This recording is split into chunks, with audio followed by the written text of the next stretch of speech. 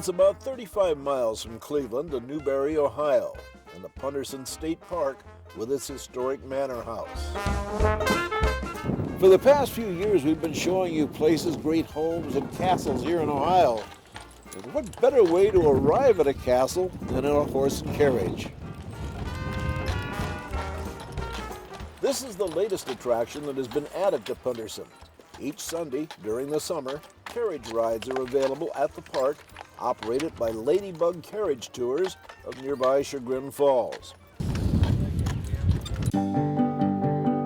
Punderson State Park is located on the edge of Lake Punderson, Ohio's largest natural inland lake. It was named for Lemuel Punderson, who was the first settler in this area, but he had nothing to do with the historic building that sits on the lake's edge. The magnificent 43-room Punderson Manor House was built in 1925 by a man by the name of Carl Long. But 4 years later, in 1929, he defaulted on the mortgage and lost the property. The mortgage holder then tried to use the unfinished castle-like house as a girls' camp. But finally, the land was sold to the state of Ohio, and in 1951, the manor house was remodeled and opened as a state-operated lodge. Today, the lodge has grown to include a beautiful state park with over 741 acres. I know it started out as, 42-room mansion, but it wasn't that way when it was a lodge. No, it was a private residence at one point. Right. We have currently 7 estate rooms that were the original guest rooms of the manor. Okay. And then they added on additional rooms equaling total 31 rooms. The whole inn now. The whole inn. And now you have cabins also. And we do have cabins. We have 26 cabins. They're fully furnished with full kitchen, 2 bedrooms, screen and porch.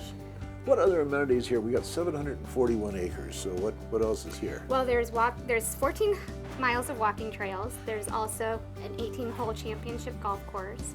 There's an 18-hole disc golf course, fishing, boating. You're about to get something new here. We are building a floating boardwalk that will start from the manor house and wrap all the way over to the cabins. So, wow, that's going to be how long? Probably going to be about a mile or Cover a lot of the lakefront. Then. Yes, and that hopefully will be done this May. Hey, even if you don't spend the whole night here at the lodge, you can stop and eat here in the Cherry Room. It's the restaurant here at the inn, and it has some fine dishes, but they also make some English things like Bubble and Squeak. Chef Brad, this is Bubble and Squeak. Yes, it is. What the heck is it? It's basically fried mashed potatoes and cabbage, and it was named for how it sounded when it cooked. It was made from leftover roast and vegetables back in the day. We don't use leftovers now. This is very popular in England, I think. Yes, it is. Why so many English dishes here? Well, it's an English-style Tudor, so we kind of played off that theme. Okay. Well, any specialty that you have here? We have the shepherd's pie, which is another English specialty. The pork and mustard cream comes with this. And you've been the head chef for? About 8 years. About 8 years here.